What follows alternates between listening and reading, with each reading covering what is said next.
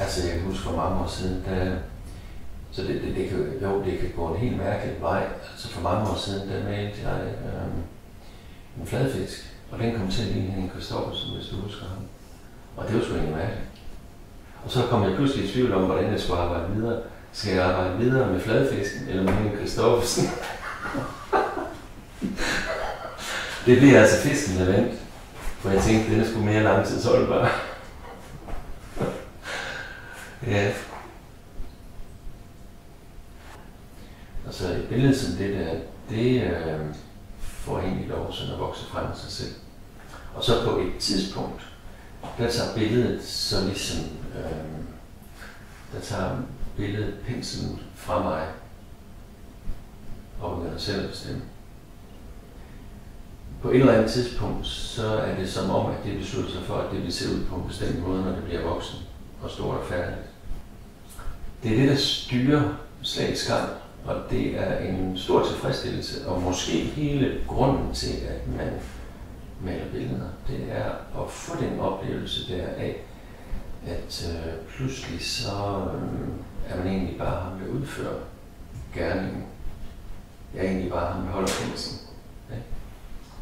Og det sker med alle de billeder, som lykkedes på et eller andet tidspunkt. Og det er lidt forskelligt, hvornår det sker. Men et billede som det der, det er ikke komponeret færdigt, når jeg går i gang med det. Og derfor opstår der også nogle lidt mystiske og meget originale kompositioner i ny og næ, fordi at man pludselig står med et problem med, at man har arbejdet meget i den ene side af billedet, eller nede i bunden, eller et eller andet. Ikke? Også, hvad foregår der så deroppe? Også? Og der må man jo så vente på, at noget dukker op. Man må vente på, at der sætter sig en råge over på den der parasol der, med en fisk i næbet. Og så, ja, fint, tak fordi du satte dig der. Det var faktisk lige, hvad der manglede. De mennesker, der er på billederne,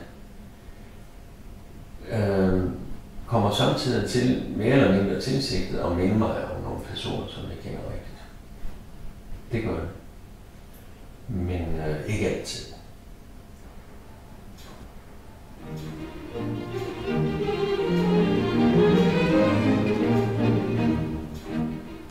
Jeg tror, folk kender det fra alle mulige andre ting. Også når først man er i gang med projektet, så kører det. Men det er opstarten, der kan virke vanskeligt. Og det er den der opstartsfase, der kan jeg godt lide at få lidt hjælp fra nogle musikalske kolleger. Og det kan være Mozart, det kan være Grieg, det kan også være Chick Corea, eller det kan være noget elektronisk musik, Trampemøller, eller min egen søn, der laver musik også. Og det er lidt forskelligt, hvor jeg henter det. Det er humørbestemt, at jeg tænker, jeg mangler lige, og så sætter jeg det på. Og så kører det, mens jeg sidder og tegner. På de gode dage, så sker der jo et eller andet. Enten på papiret eller direkte på billedet, hvis jeg har taget springet og skitseret direkte på billedet. Det gør jeg jo samtidig også. Så sker der jo heldigvis samtidig et eller andet. Men ligesom med så mange andre ting i livet, så er der tit det, der sker. Det er noget, man kan se, men som hjælper noget andet frem. Altså, der er jo samtidig, at der på en skitse fra starten af er nogle elementer eller nogle motiver, som ikke er der, når billedet er færdigt. Men på en eller anden måde, så var de hjælper til at få nogle andre ting til at ske. Og til at få nogle andre motiver frem. Altså, jeg er ikke særlig god til at sådan tænke mig til et billede. Det har jeg kolleger, der er rigtig gode til. De kan faktisk se billedet for sig, og så maler de så det, de har inde i hovedet.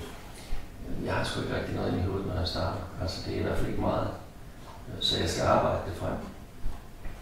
Blyanten eller penslen er simpelthen helt nødvendige våben eller redskaber for mig for at kunne male et billede. Jeg kunne ikke gøre det uden, så tror jeg sgu ikke, der vil komme meget på mine lærere. Altså. Jeg skal have de der værktøjer her. Og så har det været lige siden, at jeg var i lære hos min malermester, som hed Ulrik Kvist. og som jeg mødte som 14-årig. Han var meget håndværker også i den forstand, altså redskaberne, teknikken, materialet. Det betyder utrolig meget. Det er alt. Altså. Jeg bliver faktisk inspireret til at male med.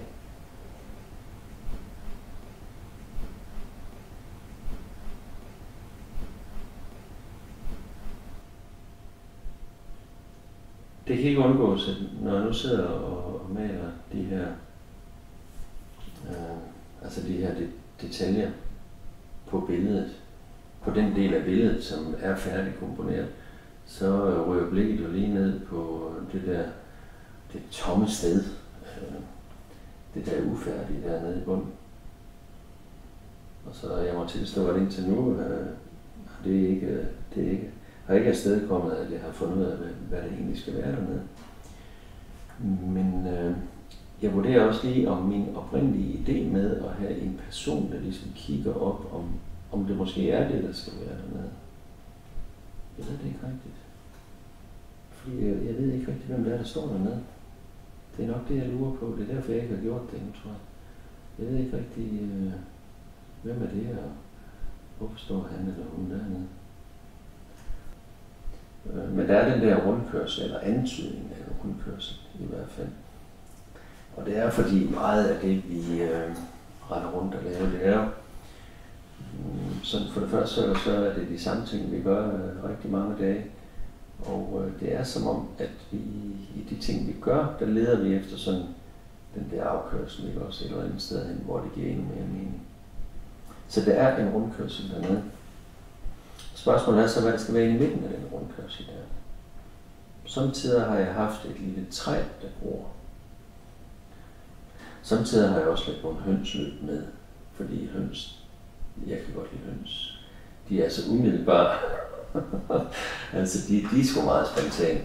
Der er ikke så meget pjat med, at de spekulerer på, hvad de skal.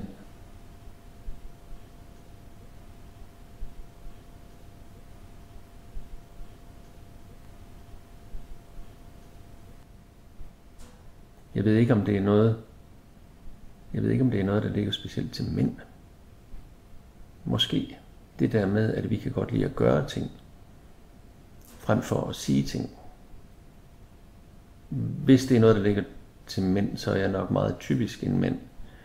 Fordi jeg kan egentlig, der er mange ting, kan jeg se, som jeg formulerer bedre på et billede, end hvis jeg skulle sige det.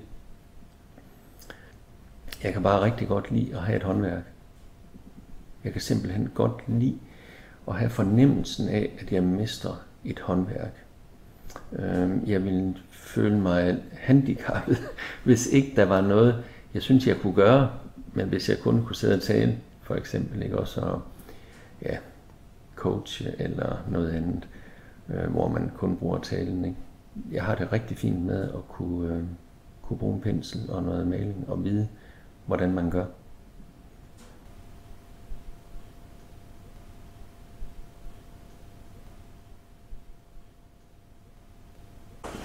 Når et maleri det er på det niveau, eller på det stadium, som det her er, så handler det egentlig meget om at fremkalde billedet.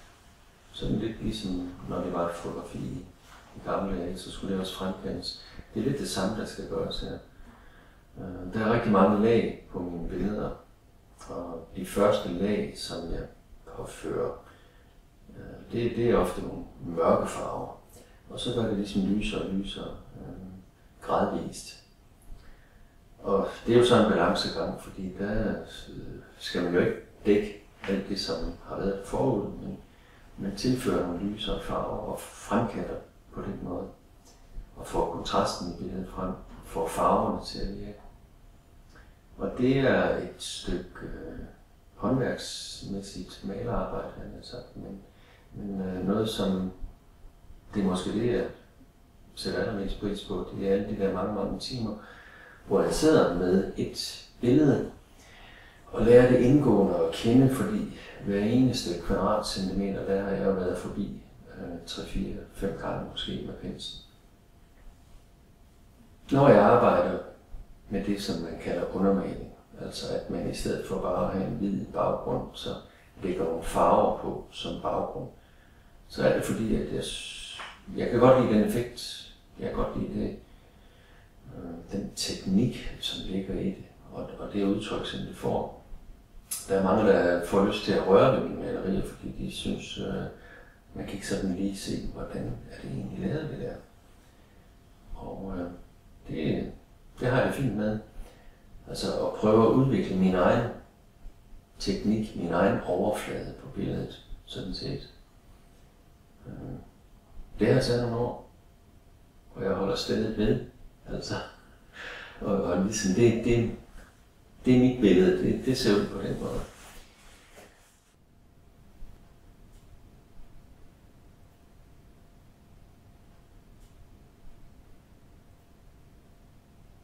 Når man starter på et billede, så er billedfladen jo, som står der i jomfruelig ren, jo faktisk også ligesom et åbent hav, fordi der kan jo ske hvad som helst. Det kan stadigvæk udforskes. Og der er mere end rigeligt til et liv, altså i det der. Bare den lille niche, jeg har fundet der. Altså jeg når ikke at blive færdig. Også selvom jeg bliver 110, altså. Så vil der stadigvæk være noget tilbage, som jeg ikke har prøvet.